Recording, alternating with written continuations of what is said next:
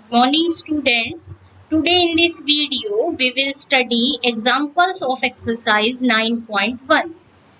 Before starting examples, we will revise some basic formulae which we have already discussed in our first video. First one, polar differential equation of central orbit. d2u by d theta square plus u is equal to f by h square u square, where u is equal to 1 by r. अगर आपकी equation pedal form में आपको use करनी है तो H square by P cube D P by D R is equal to F. Central orbit के related ये कुछ फॉर्मूले हैं कि R square D theta by D T आपका एच होता है, एक कांस्टेंट जिसे आप पीवी के इक्वल मानेंगे, क्योंकि वेलोसिटी जो है आपकी वो किसके इक्वल होती है, एच बाय पी के। टी निकालने का फॉर्मूला है 1 by H R square D theta. Velocity निकालने का formula H square by P square, H square और पी स्क्वायर की वैल्यू, और 1 by 2 B square is equal to होता है आपका integration of F D R plus C. ये सभी फॉर्मूले आपने फर्स्ट वीडियो में डिटेल से स्टडी किए हैं।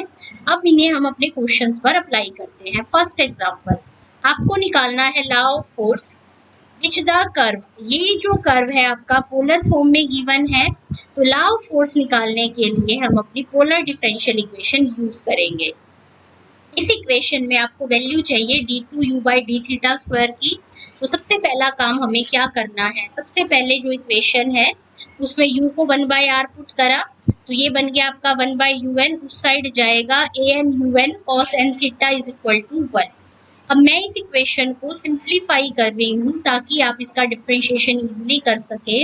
हमने बोथ साइड लॉग ले लिया। लॉगरिथम में जब टर्म्स प्लस होती हैं, प्रोडक्ट होता है, तो वो प्लस पे सेपरेट हो जाता है, क्योंकि फॉर्मूला होता है लॉग ऑफ एम एन किसके इक्वल होता है, लॉग ऑफ एम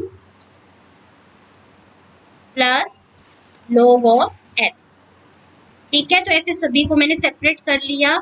और फिर ये एक फॉर्मूला और होता है लॉगरिथम का कि लॉग ऑफ एम की पावर एन किसके इक्वल हो जाता है, एन लॉग ऑफ एम के। इक्वल का साइन आएगा आपका। ठीक है, तो ये आपका बन गया ए की एन तो एन लॉग है, यू की एन लॉग यू और लॉग कॉस एन थीटा। अब क्योंकि मुझे D U two U by D theta square चाहिए, तो पहले मैं इसका with respect to theta first derivative करती हूँ। ये कांस्टेंट है, derivative 0, N as it is log U का 1 by U into D U by D theta, log cos N theta का 1 बाई कॉस एन थीटा, कोस का माइनस साइन एन थीटा, और फिर N theta का एन।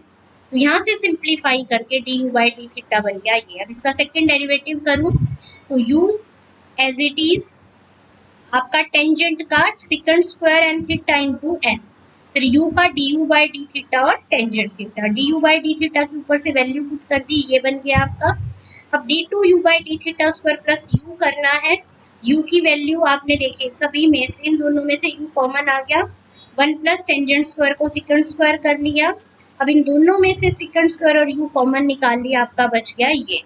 अब क्योंकि आपको फ्रॉम इक्वेशन 1 यहाँ से देखिए, अगर मैं कहूँ कि आप सेकंड एन थीटा की वैल्यू निकालिए, तो आप यूँ समझिए कि आपने कॉस उस साइड ले लिया, तो यहाँ से देखिए क्या बन जाएगा, 1 बाय, ऐसे एक सेकंड आपका ये है 1 बाय कोस एन थीटा। मैं कॉस को इस साइड ले आए और आर को ले जाऊँ उस साइड, तो वो हो जाएगा न्यूमरेटर में ए की एन आर की N. 1 by second N theta क्या बन गया, ए की एन बाई यू की एन। देखिए भाई मैं पुट कर रही हूँ, सेकेंड एन थीटा ए की एन यू की एन हो गया आपका। आर की एन डिवाइड में आएगा, यहाँ से आर की एन इधर मल्टीप्लाई में तो इधर डिवाइड में, तो 1 बाई आर की एन को आप क्या पुट करोगे, ए की पावर एन इंटू यू की पावर एन। तो जहाँ जहाँ सेकेंड एन थीटा है मैंने उसे रिप्लेस कर दिया, सेकेंड का स्क्वायर था तो उनका भी क्या गया स्क्वायर। तो ये आपका देखिए डायरेक्ट पार्ट आ गया D two U by D theta square plus U का, जिसे आपने यहाँ पर रिप्लेस कर दिया। अब एफ को रखो एक तरफ, बाकी सारी टर्म्स ले जाओ दूसरी तरफ। मेन जो पॉइंट आपको ध्यान में रखना है कि ये जो वैल्यू आनी चाहिए, ये कोशिश करना है कि फ्री फ्रॉम किससे हो, थीटा से। अब क्या करेंगे, u को तो एज इट इज रखेंगे, मल्टीप्लाई में जितने भी कांस्टेंट नंबर है उसे नया कांस्टेंट लैम्डा या म्यू नाम रख देंगे और u को r में कन्वर्ट कर देंगे। तो ये रिक्वायर्ड आपका फोर्स आ गया, इन्वर्सली प्रोपोर्शनल है किसके, 2n + 3th power of distance from the. Second part देखते हैं स्टेटमेंट का क्या है। Hence obtain the law of force under which a cardioid can be described।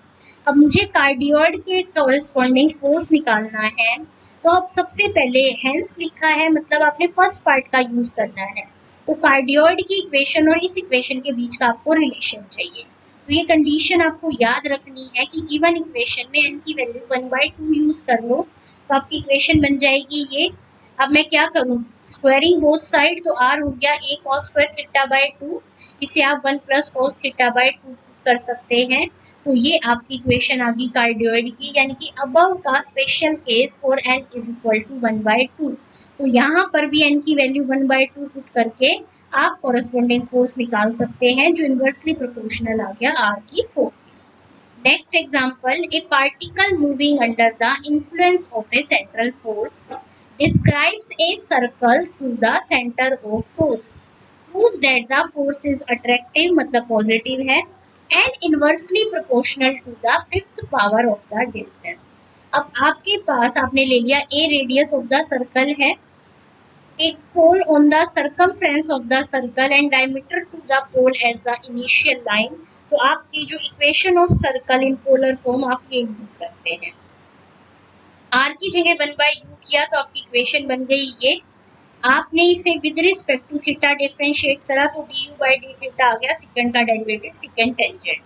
Second derivative करेंगे u × v से, second as it is, tangent का derivative करेंगे, फिर tangent as it is second का डेरिवेटिव करेंगे, आपकी वैल्यू ये आ जाएगी। यहाँ टेंजेंट स्क्वायर को सेकंड में कन्वर्ट कर लिया, आपकी वैल्यू बन गई ये। d2u/d theta square plus u निकालना है, u की वैल्यू प्लस में लिख दी, जो कैंसिल हो रहा था कैंसिल कर दिया, आपका ये बच गया। सेकंड थीटा की वैल्यू आपके पास यहाँ से आ जाएगी क्या, 2a × u। ये वैल्यू मैंने यहाँ पर पुट कर दी, सिंप्लीफाई करके आपकी इक्वेशन बन गई ये। अब ये वैल्यू आप अपनी सेंट्रल ऑर्बिट की इक्वेशन की राइट साइड पर पुट करें, f एक तरफ रखकर बाकी सारी वैल्यू दूसरी तरफ ले आए, के मल्टीप्लाई में जितनी भी टर्म थी उसे नया कांस्टेंट ले लिया लैम्डा, तो f आपका λ/r5 आ गया जो आपको प्रूव करना था। और पॉजिटिव वैल्यू आई है f की, इसलिए फोर्स क्या प्रूव हो गया, अट्रैक्टिव। थर्ड एग्जांपल जो है आपका कि इक्वेशन जो हो वो आपकी इलिप्स हो और आपको लॉ ऑफ फोर्स निकालना है। हमारी लास्ट वीडियो का जो लास्ट आर्टिकल था उसका फर्स्ट पार्ट में आपने यही प्रूव करा था, सेम यहाँ रिपीट किया है तो हम इसे दोबारा से स्टडी नहीं कर रहे। फोर्थ एग्जाम्पल में आपका इक्वी एंगुलर स्पाइरल गिवन है, r = a e की theta cot alpha under a force to the goal, आपको लॉ ऑफ फोर्स निकालना है। बिल्कुल फर्स्ट एग्जाम्पल की तरह ही हम सॉल्व करेंगे। r को पुट करा 1/u, इसका डेरिवेटिव करना है, तो डेरिवेटिव क्या हो, अभी 1/u करा है, अभी इसको एज इट इज रखेंगे। अब हम इसका with respect to theta derivative करते हैं, 1 का 0, a constant as it is, e की theta cot alpha as it is, u का derivative du/d theta, next time au as it is, exponential as it is, into angle का derivative. अब cot alpha constant है ना तो वो multiply में आ गया, दोनों में से जो कॉमन आ रहा था कॉमन रखा, ये वैल्यू बच गई। ये वाला पार्ट 0 हो नहीं सकता, क्यों, क्योंकि ये तो आपका फंक्शन ही यही है, तो यानी कि आपका ये वाला पार्ट 0 होगा जब du/d थीटा की वैल्यू आ गई माइनस u cot अल्फा। अब इसका सेकंड डेरिवेटिव करेंगे तो इसमें du/d थीटा आ जाएगा, क्योंकि cot अल्फा तो कांस्टेंट है, इसकी वैल्यू यहाँ से फिर से पुट कर देंगे तो ये वैल्यू आ गई। अब इसमें पुट करते हैं d2u/d थीटा स्क्वायर की वैल्यू, ये u की जगह u की, दोनों में से u कॉमन लिया तो cot square alpha plus 1 cot second square alpha बन गया। f एक तरफ रख के बाकी सारी वैल्यू दूसरी तरफ ले जाओ। अब u क्यूब को लिख दिया 1/r3, ये सारा पार्ट कांस्टेंट है, इसे नया कांस्टेंट क्या नाम रखते हैं, कुछ भी आप रख दीजिए, आप इसको लैम्डा रख लीजिए, म्यू रख लीजिए, और आपका f आ गया प्रोपोर्शनल टू 1/r3। तो f इनवर्सली वेरी कर रहा है as the cube of the distance from the pole. Fifth example, a particle moves with a central acceleration कितनी, म्यू बाय डिस्टेंस का स्क्वायर, यानी कि ये वैल्यू किसकी हो गई आपके पास, force, and its projected with velocity v at a distance r, velocity की वैल्यू है कैपिटल V, डिस्टेंस है आपका capital R, so that the path is a rectangular hyperbola if angle of projection is this. The path described is a hyperbola under the central acceleration is this. अब ये आपने formula study किया था first video में hyperbola के article में velocity निकालने का फॉर्मूला। और यहाँ पर जो 2a था वो आपकी ट्रांसवर्स एक्सिस होती है हाइपरबोला। अब इस क्वेश्चन में वेलोसिटी की वैल्यू है आपको v गिवन, डिस्टेंस की वैल्यू है कैपिटल R गिवन। तो देखिए मैं v को कैपिटल V से और स्मॉल r को कैपिटल R से रिप्लेस करा तो इन दोनों के बीच का ये आ गया रिलेशन। यहाँ से देखिए म्यू अंदर मल्टीप्लाई हो जाएगा तो म्यू बाय ए की वैल्यू v स्क्वायर, ये टर्म इधर माइनस में आएगी, ये आ गई। अब एंगल ऑफ प्रोजेक्शन जो हमें निकालना है मैं उसे मान लेती हूँ अल्फा। देन एट r जब आपका कैपिटल R होगा तो आपका फाई किसके इक्वल हो जाएगा, अल्फा के। आपका ये एक रिलेशन होता है P is equal to R sine phi. तो यहाँ पर स्मॉल r की वैल्यू हो गई कैपिटल R और उस केस में फाई की वैल्यू हो जाती है अल्फा।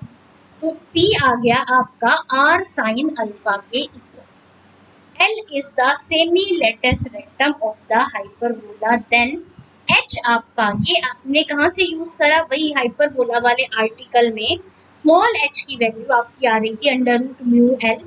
L होती है सेमी लेटस रेक्टम, उसका फॉर्मूला होता है b square by a, cancel होकर ये आपका बच गया है और b और a रेक्टेंगुलर हाइपरबोला में सेम होते हैं तो ये बच गया म्यू ए। अब वेलोसिटी का फॉर्मूला आपने पढ़ा h बाय p, p की वैल्यू यहाँ पर है r साइन अल्फा तो h की वैल्यू हो गई v r साइन अल्फा, ये मैंने यहाँ पर पुट कर दी। ये है आपका under root mu A, sine alpha यानी कि वी आर गया उधर डिवाइड में। अब देखिए अंडर रूट म्यू सेम मैंने इसे डिवाइड भी कर दिया और मल्टीप्लाई भी कर दिया, तो मल्टीप्लाई से तो ये म्यू बन गया और डिवाइड वाला आ गया नीचे under root A by mu.